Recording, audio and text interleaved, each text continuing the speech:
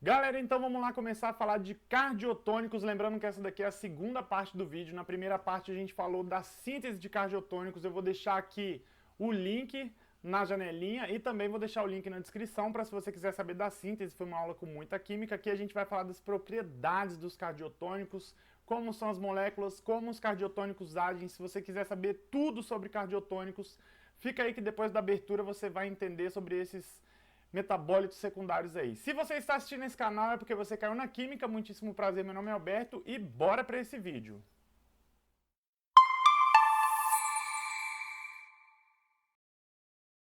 Galera, então vamos lá falar de cardiotônicos. Os cardiotônicos são essa molequinha que está aparecendo aqui do meu lado aí, ó. A digoxina é um exemplo de cardiotônico, ela é um cardenolídeo, tá? Quando a gente fala de cardiotônicos, eles podem ser cardenolídeos ou bufadienolídeos. Vocês vão entender isso, a diferença daqui a pouco. Mas a gente já falou, né? Quando a gente fala aí dos cardiotônicos, eles têm um núcleo esteroidal, tá aqui mostrado de vermelho aqui. A gente vai ter um anel lactâmico, né? Esse anel lactâmico pode ser de 6 ou de 5 átomos, e aí vai caracterizar o tipo de cardiotônico, e vai ter a porção de açúcar aí, né, ligado nesse anel esteroidal. Sim, as plantas têm esteroides, e quando a gente fala de cardiotônicos, essas moléculas elas vão aumentar a potência do seu coração. Se você vai estar com o coração fraco, você vai tomar um cardiotônico, ela aumenta a força da contração.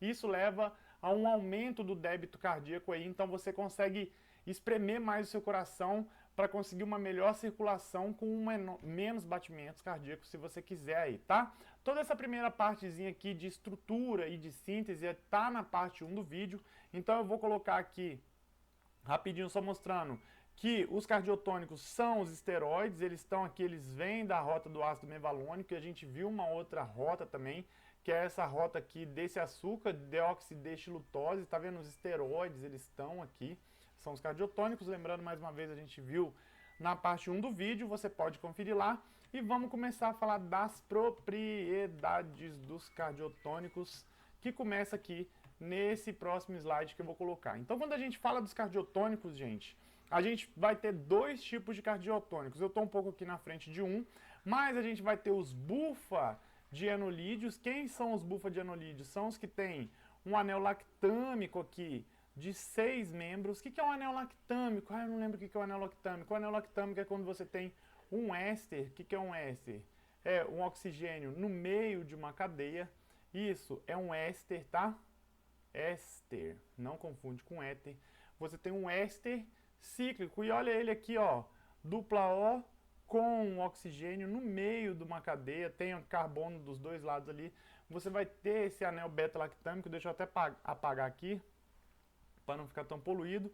Mas você vai ter esse anel beta-lactâmico e a diferença vai estar no seguinte, os bufadienolídeos, eles têm 6 átomos, se você contar aí, ó, 1, 2, 3, 4, 5, 6.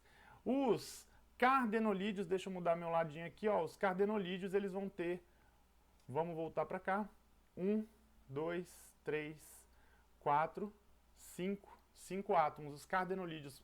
Mas ambos esses compostos aí, eles vão ter um efeito de cardiotônicos, eles vão ser tônicos do coração, como o próprio nome fala, tá? Só muda essa questão aí. E como eles vão fazer isso, a gente vai ver daqui a pouco, mas eles vão inibir a bomba ATP aí, ó. Eles vão inibir a bomba de sódio e potássio, bomba ATP, a bomba de sódio e potássio, né, que tem esse nome aí, sódio e potássio, ATPase, e isso vai causar.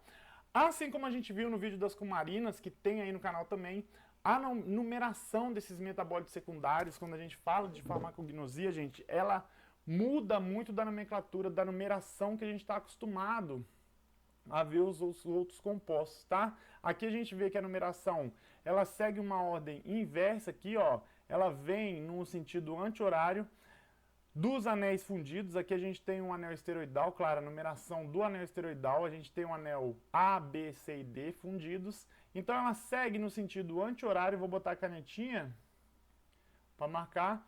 Ela segue, vou me colocar aqui também na esquerda, ela segue no sentido anti-horário aqui, depois nessa parte ela fica horário, aí ela vem aqui, ó, 13, 14 e para cá ela fica anti-horário de novo, tá? Então lembra que no anel A e C, A e B, anti-horário. No anel C, horário. No anel D, anti-horário. Você tem que lembrar dessa versão aí. É uma nomenclatura, é uma numeração da IUPAC, que eles criam aí essa regra. E sempre que fala, a gente vai ver que o carbono 3 é muito importante, porque vai estar ligado ao açúcar.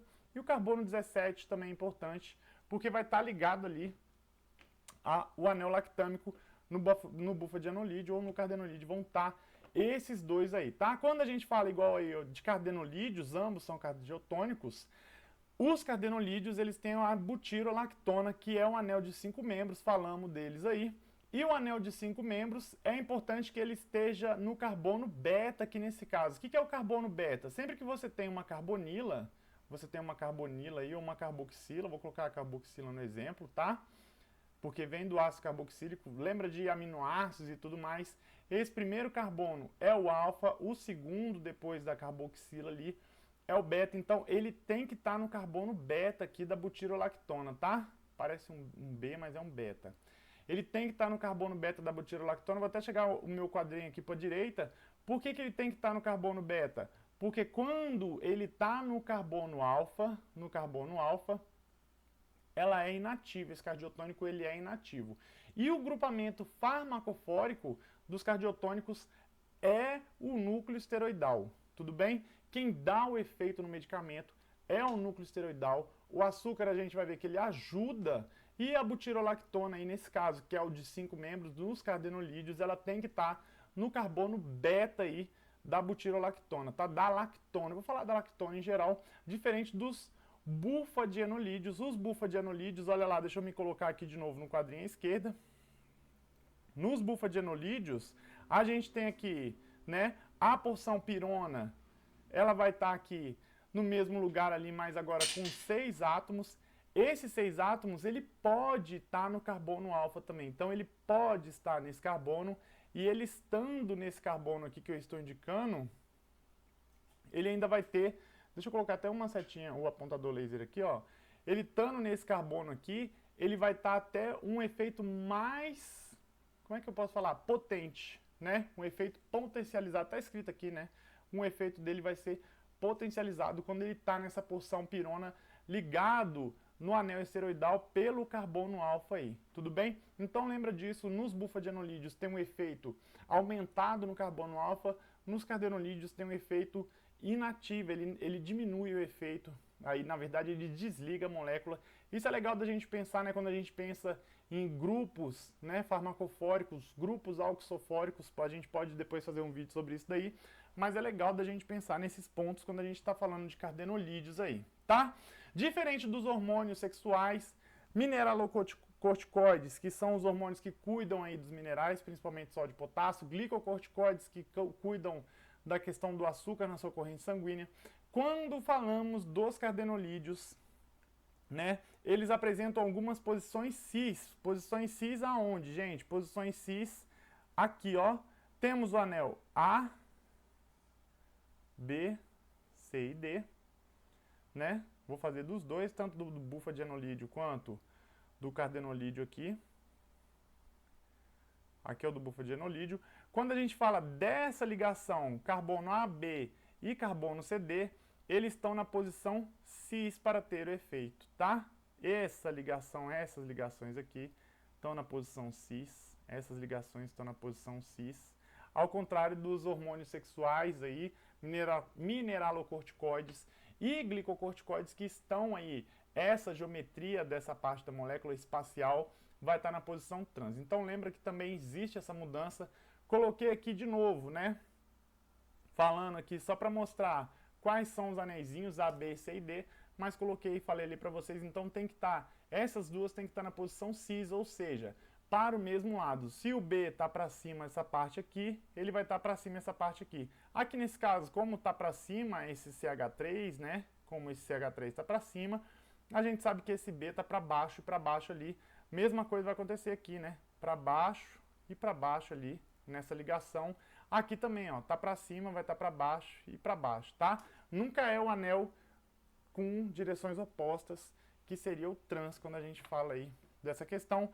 Achei um artigo muito legal que fala dessa molécula chamada bufalina, tá? A bufalina é um bufadienolídeo, que é um cardiotônico que ele é gerado, sintetizado pelo sapo bufo. Eu acho que por isso que ele tem esse nome aí, de bufalina.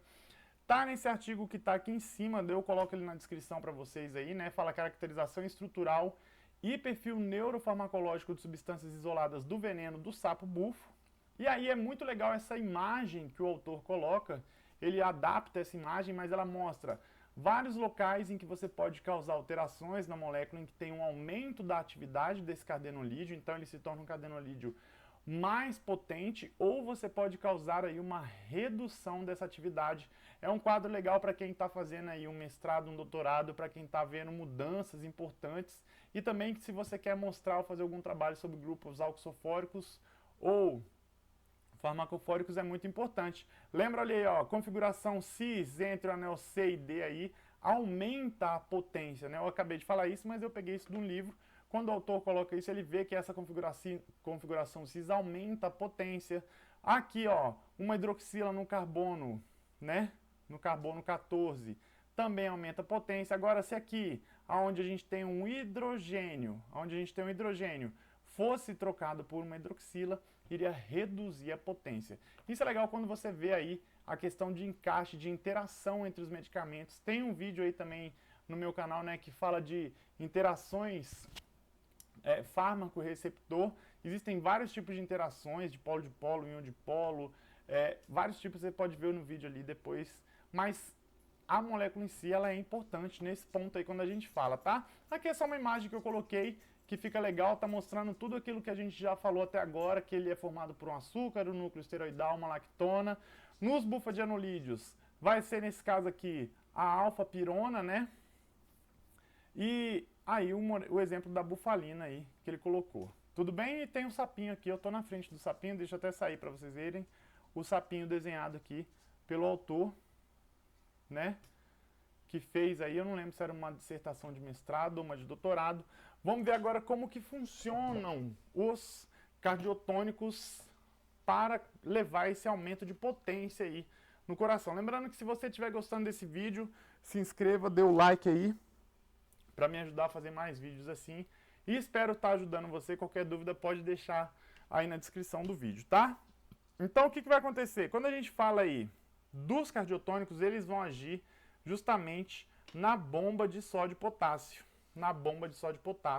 Né? Na sódio-potássio ATPase. Eles vão travar essa bomba, vai parar de funcionar. O que essa bomba faz normalmente? Ela manda o sódio para fora e o potássio para dentro, para manter aquela DDP em intermembrana, no espaço intermembrana, para poder passar a sinalização celular, né? Essa sinalização ela é feita através de uma inversão de polaridade que acontece com a entrada do sódio e tem toda aquela história da biofísica. Se eu não me engano, eu vou deixar aqui um link aqui, mas eu acho que eu já fiz um vídeo também sobre sinalização celular.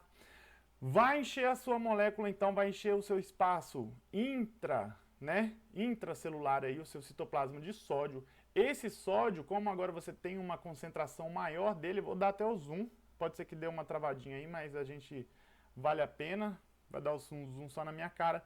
Esse sódio, ao aumentar a concentração dele dentro da célula, porque a ATP, a bomba de sódio e potássio, parou de funcionar, ele vai começar a sair por outras proteínas. Proteínas, às vezes, que fazem esse chamado contratransporte. O que é o contratransporte, gente? Contratransporte é quando, ao mesmo tempo que um íon sai, outro íon entra. E qual é o íon que vai entrar? O íon que vai entrar é o cálcio, né? E é todo o tchan dos cardenolídeos é o efeito desse cálcio, porque vai aumentar a concentração desse cálcio, né, dentro da célula. Essa reserva de cálcio vai ser aumentada, vai formar o cálcio 2+ livre lá. E o que esse cálcio faz? Esse cálcio, eu coloquei num outro slide aqui, ó. Esse cálcio é o cálcio que está ali relacionado aí à troponina e à trompomiosina, né? Ele está ligado à troponina e à trompomiosina. A troponina e a trompomiosina, eu não lembro só, mil perdões, aonde que o cálcio se liga, se é na troponina ou na trompomiosina, mas elas são proteínas que circulam a actina ali e elas impedem com que a miosina se encaixe na actina. Lembra que a contração celular ela é feita da seguinte maneira: A actina, ela tá ali, né, como se fossem os dentinhos, e a miosina, ela se encaixa para essa contração. Ela se encaixa para essa contração. Quando você tem a troponina e a tropamiosina, elas vão ocupar esses espaços e você não vai ter esse encaixe para isso se formar. Quando o cálcio se liga nessas proteínas, ele causa uma alteração dessa conformação dessas proteínas e libera o espaço para que a miosina se encaixe na actina. Por isso que você tem uma contração mais forte. E lembra que essa contração ela acontece principalmente no músculo do miocárdio. Oh, qual que é o músculo do miocárdio? É o músculo que fica aí no meio ali, entre o endocárdio e o epicárdio, tá? É o músculo do meio do coração ali, interno ali daquela questão, tá? Então ele leva a um aumento do débito cardíaco, um esvaziamento mais completo do coração, ele aumenta a quantidade de sangue que é bombeada pelo coração, né? Por quê? Porque ele aumenta essa força de contração do miocárdio, porque o cálcio se ligou à troponina ou à tropamiosina, não lembra, só um detalhe, depois você dá uma procuradinha aí, permitindo com que ela se mudasse de conformação e encaixasse então a miosina na actina, fazendo com que essa contração seja mais forte. Isso leva ao quê? Isso leva a uma diminuição da frequência cardíaca e também os cardiotônicos podem levar a um aumento da diurese, tá? Muitas vezes os cardiotônicos eles também podem ser usados no alívio de edemas. Quando se fala de edemas, aí os cardiotônicos eles também podem ter essa utilização, além deles serem usados como tônicos cardíacos, como a gente acabou de ver, por essa questão de concentração aí, tá bom? Aqui só está falando da bomba de sódio de potássio, mostra essa bomba de sódio de potássio aí, é uma proteína muito bonita, mas está falando exatamente o que a gente falou, né? Ela atua na inibina, a bomba de sódio de potássio, bomba responsável pelo transporte ativo de íons, né? E que está diretamente ligado aos processos de contração e condução dos impulsos nervosos. A inibição resulta no esgotamento de potássio intracelular e, portanto, aumenta a quantidade de sódio, que leva à acumulação elevada de cálcio. Por quê? Justamente foi o que a gente falou, né? Porque vai afetar outras proteínas que fazem o contratransporte, esse contratransporte vai internalizar mais cálcio lá dentro da sua célula e vai permitir com que esse cálcio se ligue ali na tropomiosina ou na troponina, não lembro qual que era de verdade. Tudo bem? Quando a gente fala aí, mecanismo de ação, né? Os cardiotônicos, eles dependem da polaridade da molécula, essa parte legal aí, do grau de hidroxilação das geninas, então ele vai depender da quantidade de hidroxilas. Quanto mais hidroxilas, mais rápido se inicia a ação. Então, quanto mais hidroxilas, mais rápido você vai ter a ação dos cardiotônicos aí. O que é genina? Quando a gente fala genina, né? Essa porção com esse nome genina, as geninas é a parte que não é o açúcar, tá? A parte que não é o açúcar. Vou colocar até assim, ó, escrever aqui para você escrever aí, se você estiver estudando. É o não açúcar da sua molécula. Essa é a genina.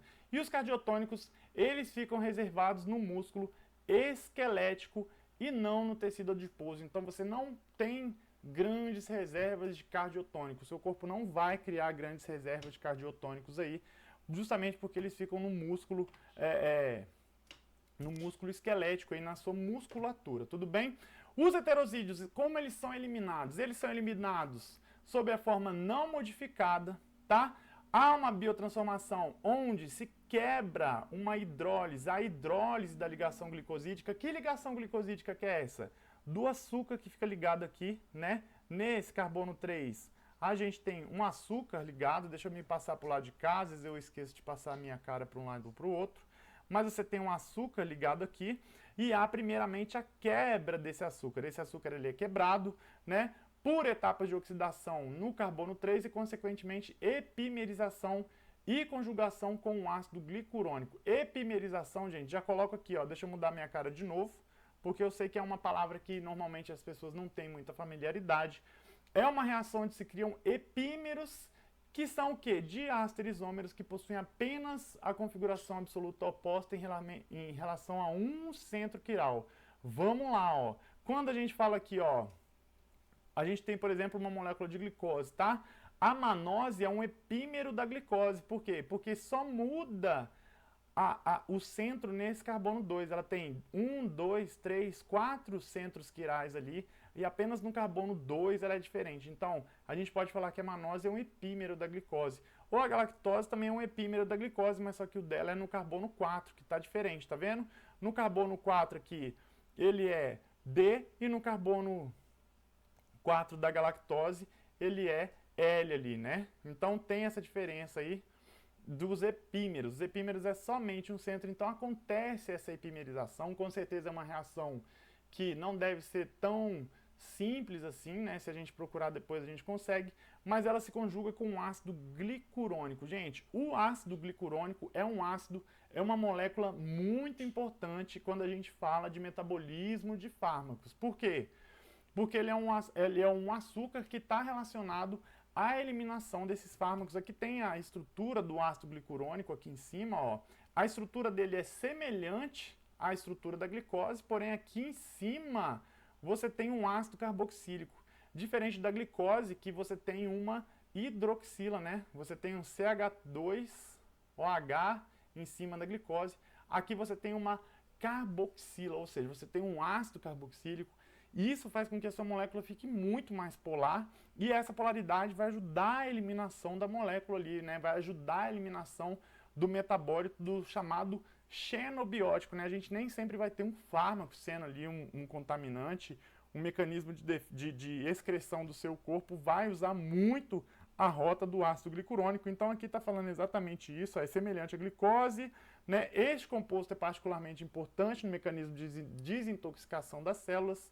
Moléculas que são muito apolares, ou seja, lipossolúveis, que não podem ser eliminadas na urina ou bile, que são soluções aquosas, vão ter que reagir com ácido glicurônico para que sua excreção ocorra. Por quê? Justamente porque essa parte aqui dessa molécula é extremamente polar. A sua molécula vai aumentar a polaridade dela justamente pela questão de ser um ácido, poder doar aquele próton e ficar como um íon aí, vai ficar com uma carga negativa, que vai torná-la mais solúvel em água, tá? E esse processo ocorre no fígado e é conhecido como ácido conjugação, deixa eu me passar para cá, ó, conjugação com o ácido glicurônico, tá? A difusão da bilirrubina também vai seguir o processo da conjugação do ácido glicurônico aí, tá bom? Poxa, eu posso mudar aqui, ó. Vamos ver se depois eu consigo mudar, tá? Acho que assim não. Aqui é só um esquema de metabolismo de fármacos. Tem uma aula minha também aí sobre metabolismo de fármacos. E quando a gente pensa no metabolismo aqui, né, como eu falei, os fármacos são xenobióticos, existem as reações de fase 1, são causadas principalmente as oxidações pelas CYPs. Da CYPs eu tenho certeza que tem um vídeo meu falando. Vão gerar alguns metabólitos, eles vão passar aqui, ó, pela fase 2. Aqui, ó, glicuronidação. Essa glicuronidação é a junção da molécula com o ácido glicurônico para se transformar no metabólito estável inativo e ser excretadinho ali pelo seu sistema excretor. Tudo bem? Então ela está relacionada à glicuronização, está relacionado à fase 2 do metabolismo de fármacos. Se você não sabia, depois dá uma olhadinha aí numa aula de metabolismo que é bem de boa. Quando a gente fala da toxicidade dos cardiotônicos, os cardiotônicos eles têm uma janela terapêutica muito pequena. O que quer dizer, gente? Essa janela terapêutica é onde o fármaco tem o efeito desejado que você quer. Abaixo dessa janela, né, você não tem um efeito desejado, tem um efeito baixo aí. E acima você começa a ter uma intoxicação. Então o problema é que os cardiotônicos eles têm uma janela muito fechada. Isso faz com que 20% dos pacientes, olha lá, ó, deixa eu botar o grifa-texto amarelinho aqui, 20% dos pacientes sofram sintomas de intoxicação, né? A concentração capaz de produzir os efeitos tóxicos é apenas 2 vezes maior do que a concentração terapêutica, então é muito difícil você manter esse medicamento ali dentro da janela terapêutica, por isso que pessoas que fazem uso de cardiotônicos têm que seguir certinho o horário da dosagem desses medicamentos e a maneira certa de tomá-los, porque senão a pessoa vai ficar intoxicada. Aqui tem aqui, ó, uma análise farmacológica dos cardiotônicos, tem a digoxina. A digoxina é um cardiotônico, tá ela aqui, ó, e a gente vê que a dose letal dela, o nível terapêutico dela, olha lá, é de 0,8 a 2 nanogramas por ml. É um valor muito baixo, lembra que nano é 10 a menos 9, né? E os níveis tóxicos acima de 2 nanogramas por ml, você já vai ter aí uma intoxicação por cardenolídeo. O que vai causar a intoxicação por cardenolídeo? Aqui a gente tem o exemplo da digoxina, olha que bonita aí, ó, o açúcar aqui em cima, né? Toda essa parte aqui, que eu pintei de amarelinho, vai ser o açúcar. Essa parte que eu vou pintar de azulzinho vai ser o núcleo esteroidal, que é responsável pelo efeito farmacofórico aí. E a gente vai ter a lactona, que eu vou pintar de roxinho aqui, ó, né? Nesse caso aqui é um cardenolídeo. Se for uma lactona com 6 membros, bufadienolídeos, mas ambos vão ser cardiotônicos, tá? Ambos os tipos de molécula serão cardiotônicos aí. Tudo bem? Deixa eu voltar aqui a canetinha amarela. Quais são os efeitos tóxicos aí da contaminação, da intoxicação por cardenolídeos? Então a gente vai ter um ritmo cardíaco anormal, que pode levar a tontura, sudorese, desmaio, falta de ar. Vamos ter alucinação, confusão, alteração mental. Isso é um ponto legal, por isso que eu coloquei os quadros do Van Gogh aí. Dizem, algumas pessoas dizem, tá? Isso daí eu tô falando assim, totalmente uma curiosidade, mas deem uma pesquisada para ver se é um fato verídico, que o Van Gogh, que apresentou em uma época pinturas amarelas e tudo mais, foi devido aos efeitos dos cardiotônicos. Por quê? Porque ele fazia a utilização dos cardiotônicos, né? O Van Gogh ele utilizava esse tipo de medicamento, e esse medicamento ele pode causar aí, ó, problema de vista borrada, dupla, auréolas amarelas aí na vista, né? Então pode ter sido por conta desses cardiotônicos. Algumas pessoas dizem que essa fase amarela do Van Gogh foi por causa dos cardiotônicos. Lembrando que se você estiver gostando do vídeo, por favor se inscreva para eu ter mais inscritos aí e continuar fazendo mais vídeos. Também pode ter perda de apetite, né? Pode ter cansaço, eu escrevi cansaço, mas ficou escrito casaco ali, depois eu tenho que arrumar até. Deixa eu botar aqui para baixo aqui a minha cara, né? Então pode ter aí cansaço ou debilidades anormais, problema de vista, perda de apetite, náusea e tudo mais. Um exemplo de medicamento aí, né, cardiotônico, é a digoxina ou a digitoxina. A digitoxina é muito mais forte, tá? O medicamento que é usado aí é a digoxina. Ela é extraída da folha da dedaleira, dessa planta chamada dedaleira aí. Como a gente falou, aumenta o tônus do músculo cardíaco e usado no tratamento de insuficiência cardíaca aí. Em alguns casos pode ser usado na pressão alta. A gente até, quando eu estava dando aula, debati com os alunos essa questão dos cardenolídeos serem usados por pessoas que possuem pressão alta, justamente pela questão dele aumentar a potência do coração, se a pessoa já tem a pressão alta, mas em alguns casos, se você é farmacêutico e souber e colocar aí quais são os casos, mas em alguns casos eles vão poder ser usados, tá? Aqui está a molécula de digoxina, ele muda da digitoxina e eu acho que ela é a mesma molécula, né? Deixa eu ver para baixo. Ah, não, ela tem essa hidroxila aqui, ó. Essa hidroxila no carbono 12 não está aqui na digitoxina, tá? Então a digitoxina é outra. A digitoxina está na digitalis, a digoxina está na dedaleira. Tudo bem? Então é um exemplo aí de um medicamento contendo cardenolídeo. Vamos continuando. Acho que travou. Aí deu uma travadinha, pode ser que feche, mas a gente continua depois que destravar. Vamos lá. Vamos lá, galera, agora voltou. Desculpa, eu tive que dar um cortezinho aí porque fechou tudo o programa aqui, eu tive que abrir de novo, mas continuando. Quando a gente fala aí, né, do mecanismo de atuação, a gente já falou, ele afeta as concentrações eletrolíticas intracelulares, resultando em contrações do miocárdio muito potente. E existem muitas plantas, né? Existem muitas plantas que possuem cardenolídeos na sua composição. Aqui só está falando que, ó, são substâncias terapêuticas em humanos, mas também são tóxicas quando consumidas em altas concentrações. Todos os cardiotônicos devem ser considerados altamente tóxicos. Como a gente falou, gente, ele tem uma dose letal, não é nem dose letal que a gente está falando, né? Ele tem uma alta toxicidade, consequentemente ele vai ter uma dose letal alta e baixa, quer dizer, né? Mas ele tem uma alta toxicidade e todos devem ser considerados. Dentre as plantas, aqui eu peguei desse artigo aí, ó, esse artigo do Química Nova chamado Jardim Venenoso, a química por trás das intoxicações, tá aqui sendo mostrado até, ó, aqui embaixo, mas tem várias plantas, né? Tem a rosa do deserto, tem o aspargo, dedaleira, que a gente viu que tem a digoxina, chapéu de Napoleão, Adonis da primavera, e tem aí, ó, o nome científico, e essas plantas, elas têm cardiotônicos na sua composição, tá? Então tem que se tomar cuidado com essas plantas. Se você tem um pet, alguma coisa que gosta de comer plantas aí, não tem essas plantas em locais que o seu cachorrinho possa comer, porque ele pode morrer. Esse quadro é muito bom, ó. Por quê? Porque ele traz, claro, lembrando aqui da numeração aqui, 1, 3, 5, 10, 11, 12, 14 e 16, né? Carbono 1, esses aqui são os carbonos e quais as substituições, né? Por exemplo, no carbono 3 a gente tem um OH, no carbono 5 a gente tem um H, no carbono 10 um CH3, no carbono 14 um OH e nos outros aqui onde não está aparecendo vão ter hidrogênios normais. Aqui, deixa eu tirar minha carinha da frente aqui, ó, para não ficar na frente.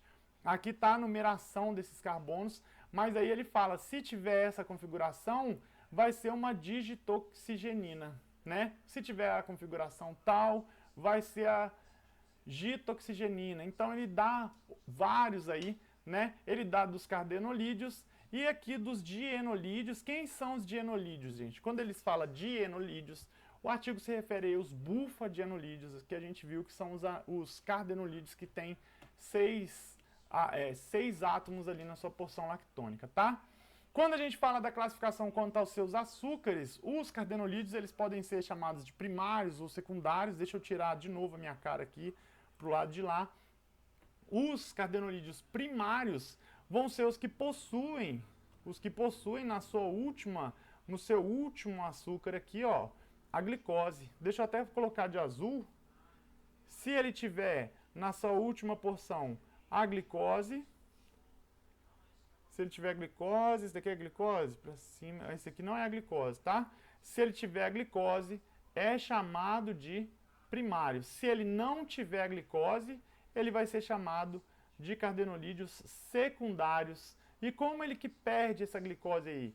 Essa glicose está presente apenas em cardenolídeos frescos, tá? Cardenolídeos novos, que você acabou de pegar a planta. Então, se você pegar a planta e quiser ter a glicose na sua estrutura para fazer algum estudo, você tem que congelar ela ou usar ela em pouco tempo, porque com o tempo, com o ressecamento, ela vai perdendo esse açúcar aí. Acredito eu que ela perca esse açúcar por questão de hidrólise aí. Tudo bem? O açúcar ligado ao núcleo esteroidal não atua diretamente, então, como a gente falou, o grupo farmacofórico aí é a porção genina. Olha que bonito esse desenho, é bem bonitinho. A porção genina é essa porção vermelhinha que vai estar aqui, né? É a porção sem o açúcar, e a porção do açúcar é chamada porção glicona. O açúcar ele não tem o efeito farmacofórico, mas ele ajuda a molécula a se fixar no miocárdio, justamente porque ele é uma molécula que tem, os açúcares têm muitas hidroxilas, né? A fórmula geral do açúcar são hidratos de carbono, né?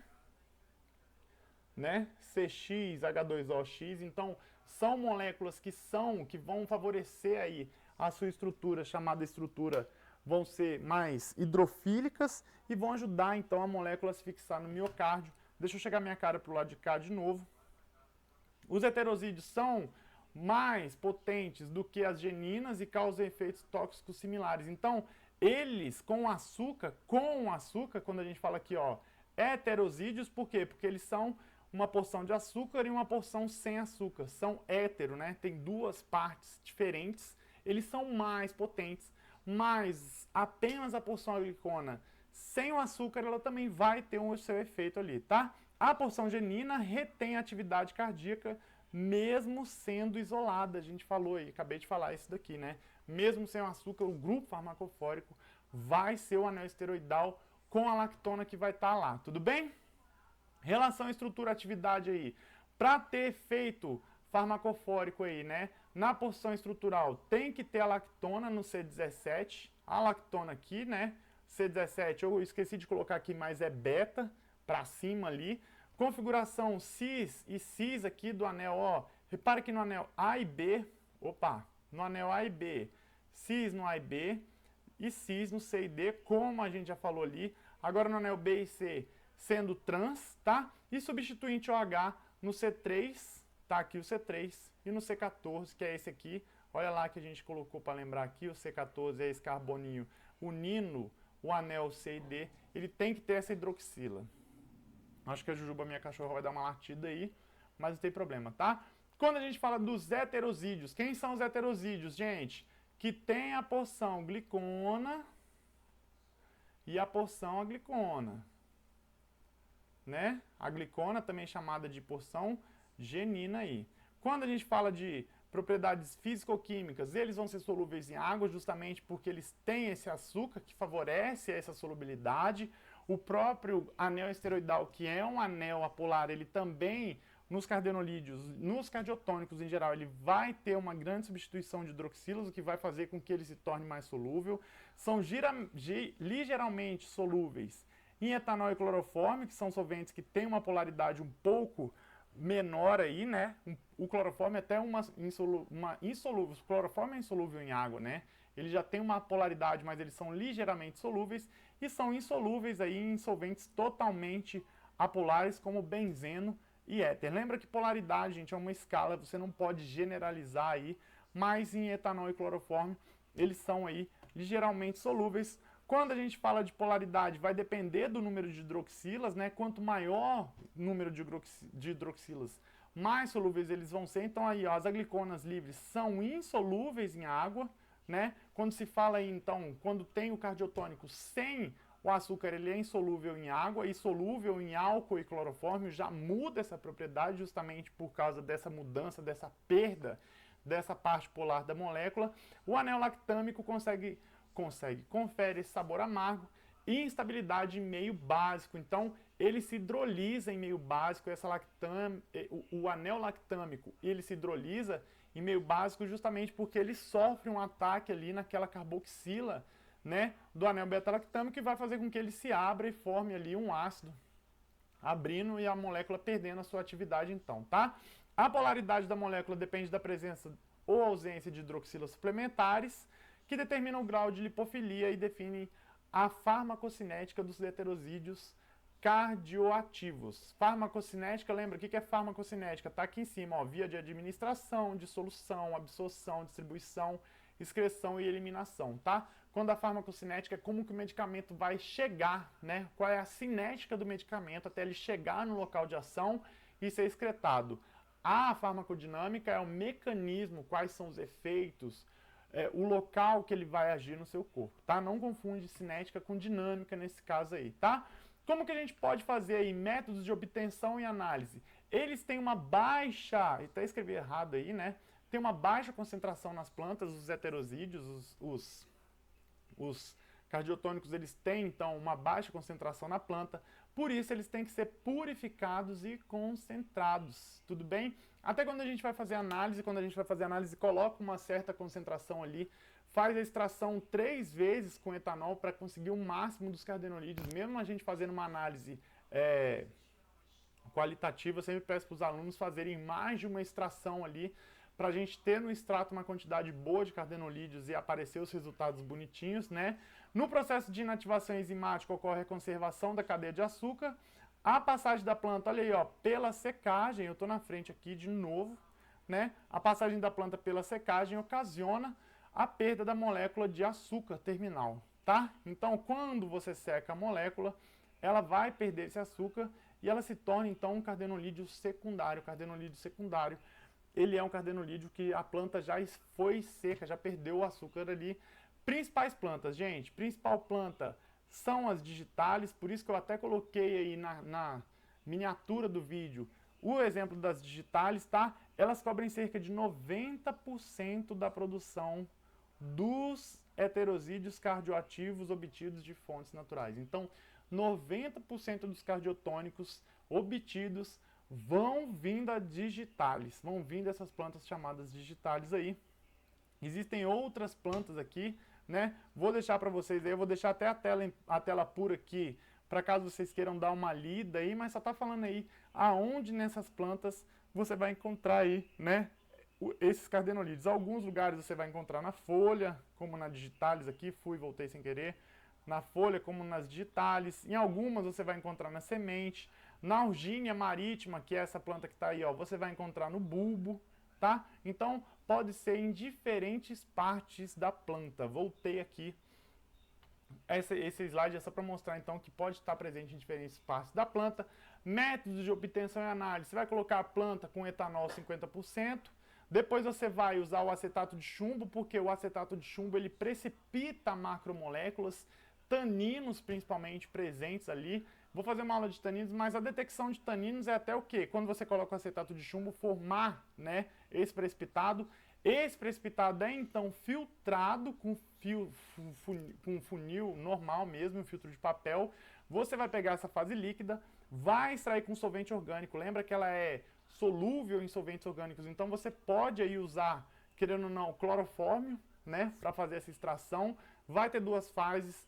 Os cardiotônicos, eles vão para a fase polar, eles vão para o clorofórmio, coloca no funil de separação, desce ele lá e faz então as reações de caracterização, que são reações bonitinhas, que fazem alguns anéis aí, né, bem bonitinhos entre duas fases, você mistura com ácido sulfúrico, você consegue testar cada partezinha da molécula aí nos cardiotônicos, tá? Depois, qualquer coisa, a gente faz um vídeo mostrando como que a gente pode fazer esses roteiros de análise aí.